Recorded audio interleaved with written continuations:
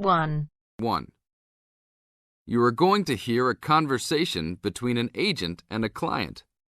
First, you have some time to look at questions 1 to 6.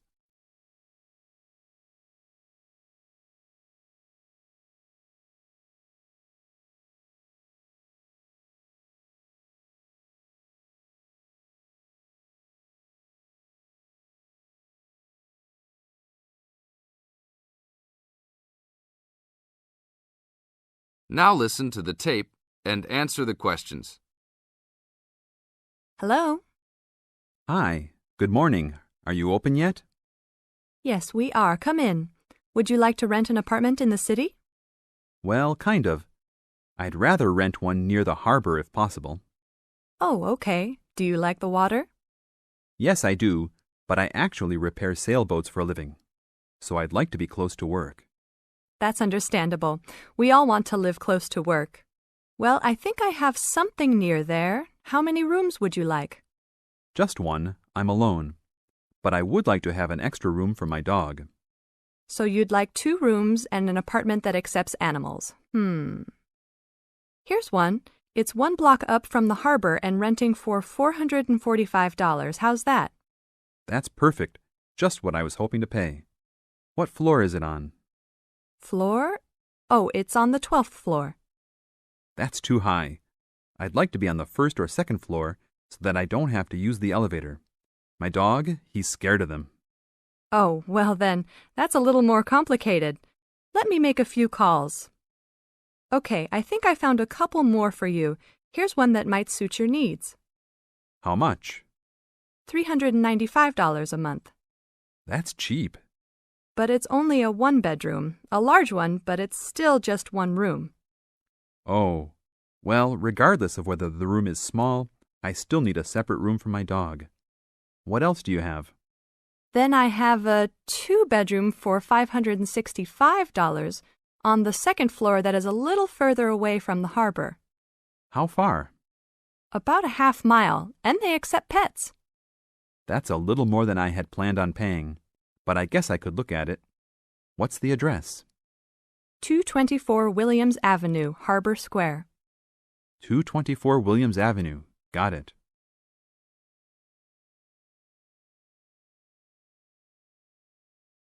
Now look at questions 7 to 10.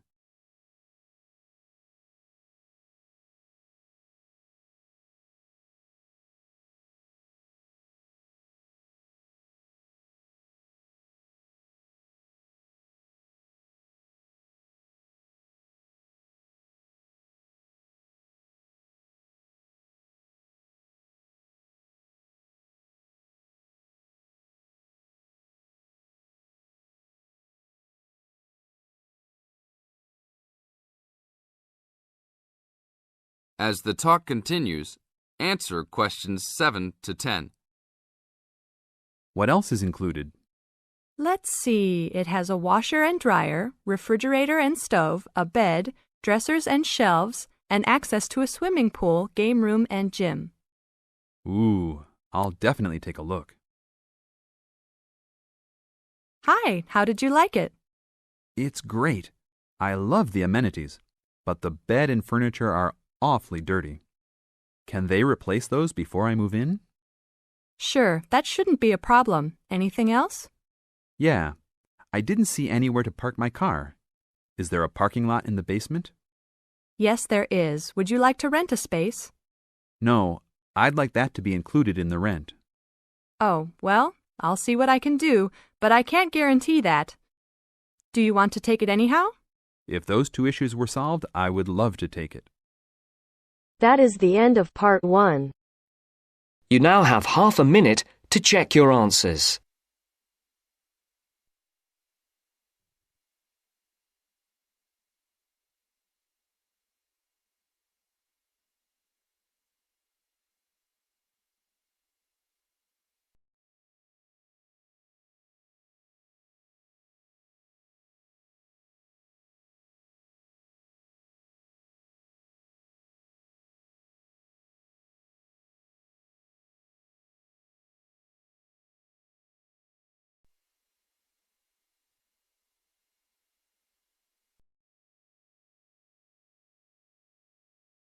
Now turns to Part 2. Part 2. You'll hear someone talking to a group of university students.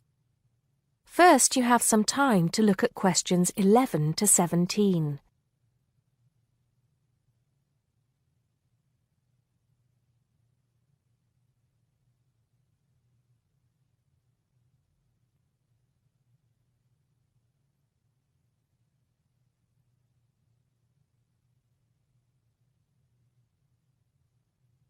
Now listen carefully and answer questions 11 to 17. Good morning, everybody, and welcome to Upton University. I hope you are settling in and beginning to find your way around. I know how confusing it can be when you start life at university, and that's why we have Freshers Week to help you find your feet. Before I go any further, I should perhaps introduce myself. My name is Sally Jackson, and I am the Secretary of the Students' Union, which has organized this week of events for you. You will usually find me in the office on the first floor of this building when I'm not attending lectures. Anyway, down to business. Of course, there are a few things that you are obliged to get done during your first week here. But once you've opened a bank account, if you haven't got one already, seen your director of studies to discuss which courses you are going to take, and signed up with a doctor, there will be plenty of time left to enjoy the events we have arranged for the week. And have we got a lot lined up for you? Throughout the week from Monday to Friday, every morning starting at 10 a.m., there will be orientation and welfare events. These will include tours of the campus, which, as you have probably noticed, is the size of a small town with 9,000 residential students, as well as sessions on developing study skills. We also have tours of Upton itself arranged for you, with a bus leaving from outside this building every afternoon at 5 o'clock. There are a number of interesting things to do and see in and around Upton, so you can expect visits to the castle and museum as well as the popular Ghost Walk. You'll need to sign up for this one, as numbers are limited. Just put your name on the list on the notice board in the entrance lobby. An important event is scheduled for Monday, that's the day after tomorrow, when we will be holding the academic fair. This is an opportunity for you to speak to students and academic staff about the courses that are on offer. The academic fair starts at 1 o'clock, by the way. There are a couple of other fairs that I think will interest you. First of all, we have the Societies Fair on Tuesday the 16th, which I think is an absolute must. You might not believe it, but the university has over 150 societies and sports clubs you can sign up for, so you are sure to find something of interest to you. That also starts at 1 o'clock, and it will be here in the Union Building. Also in this building is the Trade Fair on Wednesday from 2 until 5 in the afternoon. This one might sound a bit strange because you will find a load of banks and other businesses here trying to get your custom. You will find plenty of bargains and, best of all, a lot of the businesses give away stuff for free. Before you hear the rest of the talk, you have some time to look at questions 18 to 20.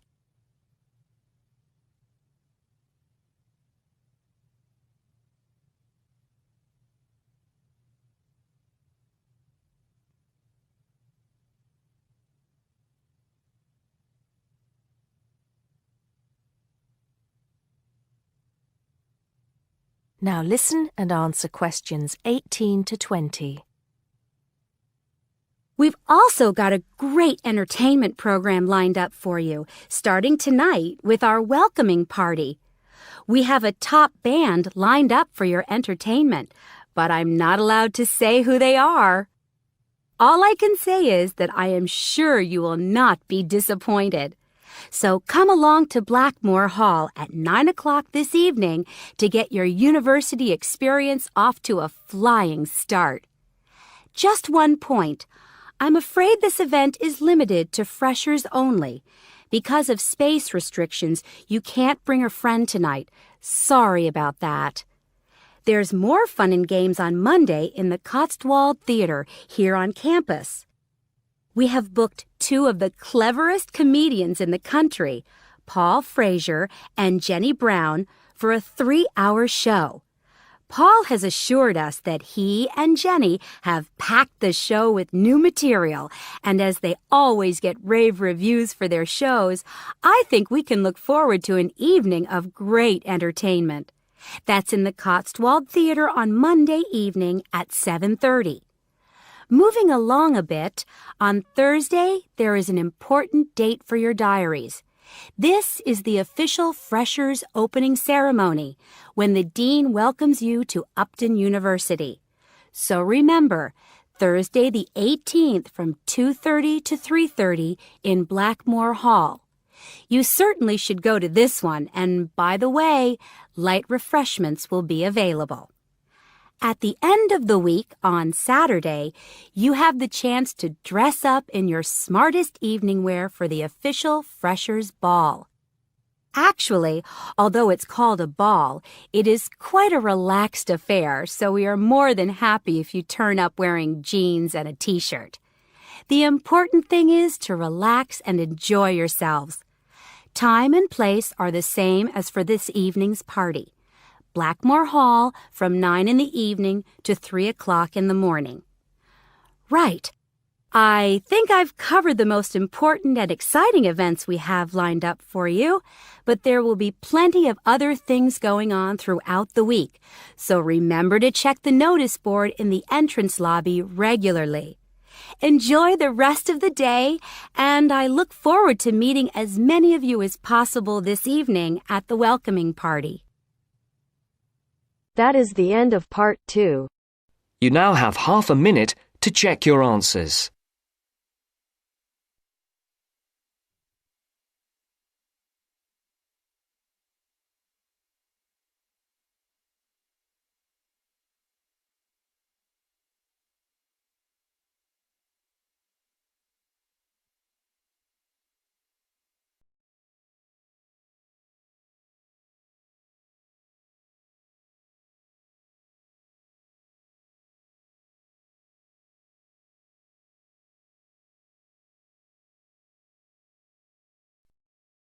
Now turns to part 3.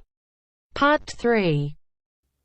You will hear a discussion between two work colleagues and their manager about the restructuring of their company. First, you have some time to look at questions 21 to 25.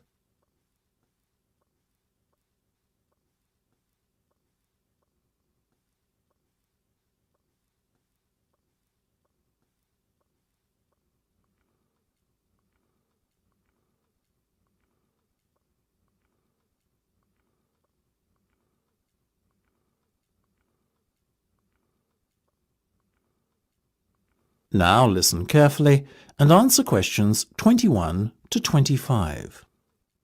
Come in, both of you. I believe you wanted to talk to me about something, is that right? Yes.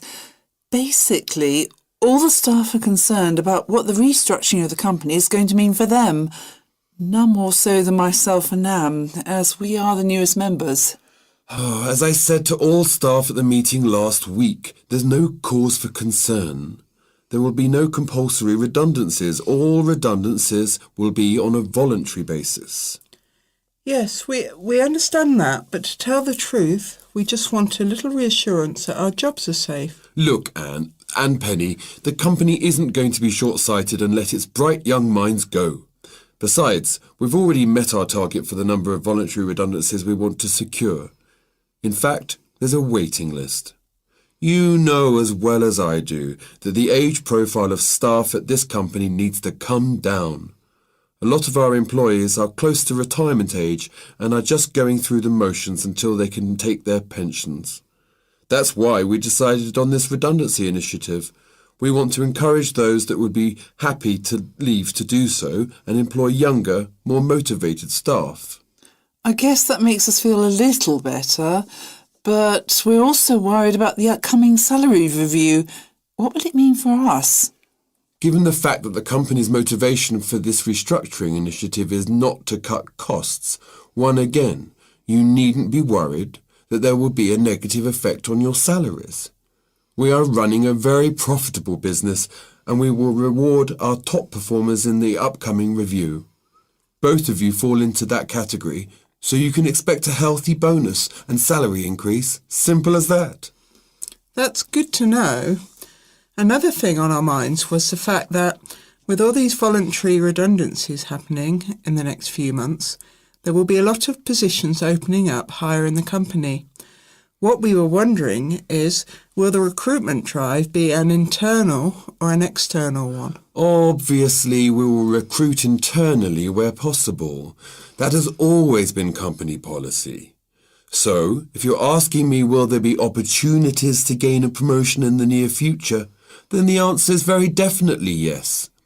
The type of candidate we would be looking for has a proven track record and is performance-driven.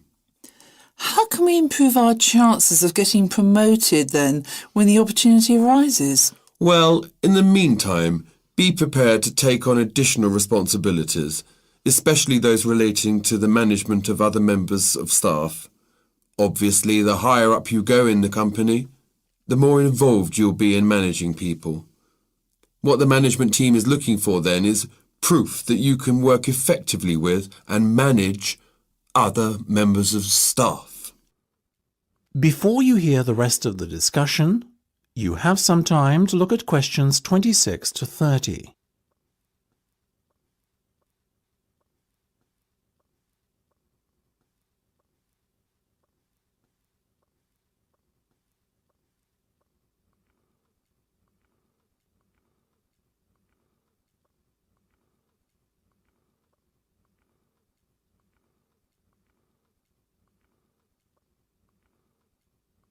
Now listen and answer questions 26 to 30. One more thing. Go on. This project you've given us to manage, is it a test of our abilities? I guess you could say it is a test of sorts, but look at it more as a chance for you to prove yourselves. Actually, now that I have you both here in private, can we talk about that a bit? Of course. OK, Penny, let's start with you. Has the timescale been agreed yet? Yes. You said we have a total of 8 weeks to bring the product to launch. So we've decided to allocate 3 weeks at the beginning to product research and prototype testing. Very good. Then after that, we are going to spend a further 3 weeks formulating our marketing strategy and doing some research and testing on a sample of the target market itself to get some feedback. And presumably the last 2 weeks will be devoted to the launch? Exactly. Now, let's talk estimated costs. Well, you've given us a total budget of £100,000. Of that, we're allocating 50% to product development and testing, a further 25% to marketing, and £25,000 will be spent on the launch.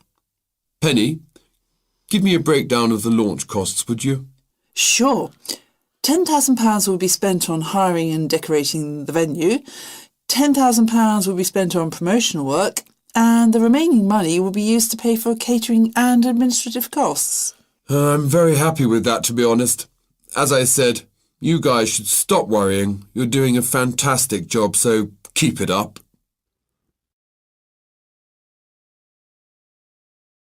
That is the end of part 3. You now have half a minute to check your answers.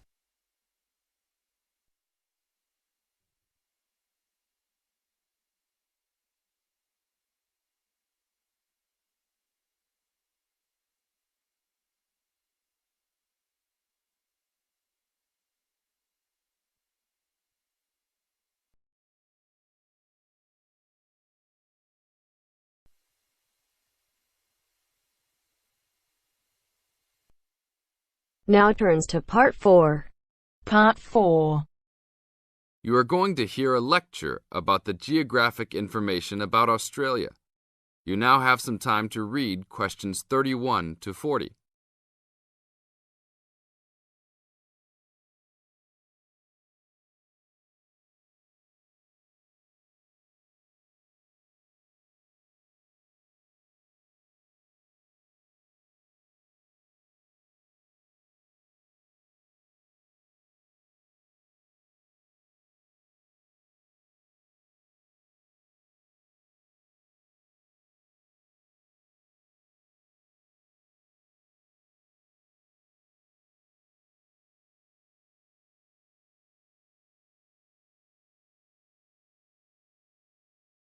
Now listen to the lecture and answer questions 31 to 40 by choosing the best answers from the choices. Good morning, everybody. We'll continue to look at Australia, and today look at one of its greatest natural challenges, water for the agricultural sector. As the only nation to occupy an entire continent, Australia has a unique environment, with much of it very flat and dry. One notable feature of the Australian continent is that it is the lowest of the continents. The average elevation is less than 300 metres, compared with the world's mean of 700 metres, and its highest mountain is only 2,228 metres, so it is overall a very flat country. It is also dry. In fact, Australia is the driest, after Antarctica, of the continents. Yet Australia has extremes of climate and topography. There are rainforests and vast plains in the north, snowfields in the southeast, deserts in the centre, and fertile croplands in the east, south, and southwest. And Australia contains some of the wettest areas on Earth. In western Tasmania and on the northern Queensland coast. But half of the continent has an annual rainfall of less than 300 millimetres each year, and only 20% has more than 600 millimetres each year. A major problem is that the limited water resources do not match up with where water is consumed. The major water resources are in northern Australia and Tasmania, whereas most of the agriculture and people are in southeastern mainland Australia.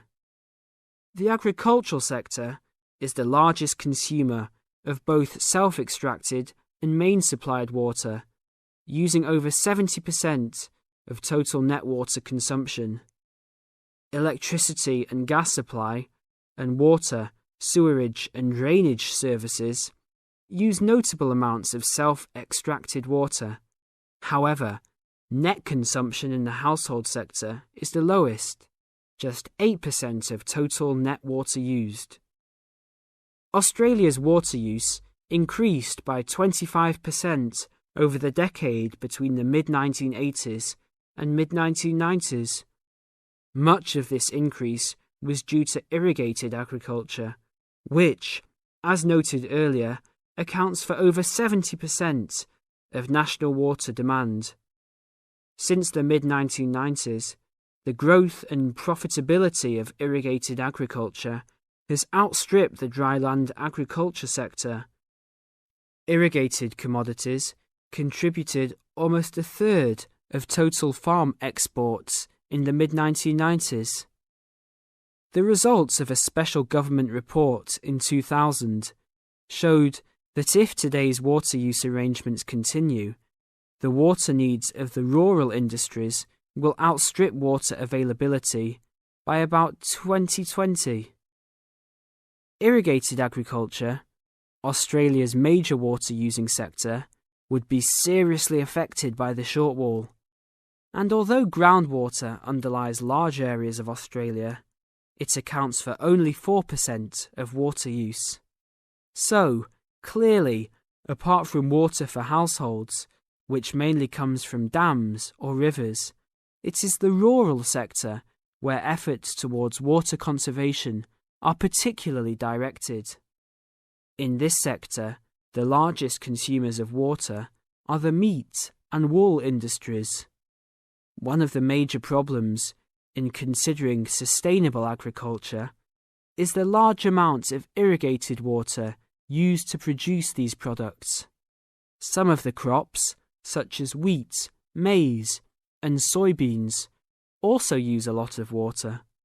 Furthermore, many crops are grown in dry areas, where up to half the available water evaporates from the soil surface or seeps down too low into the ground for the plant roots to reach it. Well, that's all we have time for this morning. You will be able to do further study on this topic in the library, and I have a handout here with references for those who want to come out to the front to collect it. Next week, we'll look at outback farming and... That is the end of part 4. You now have half a minute to check your answers.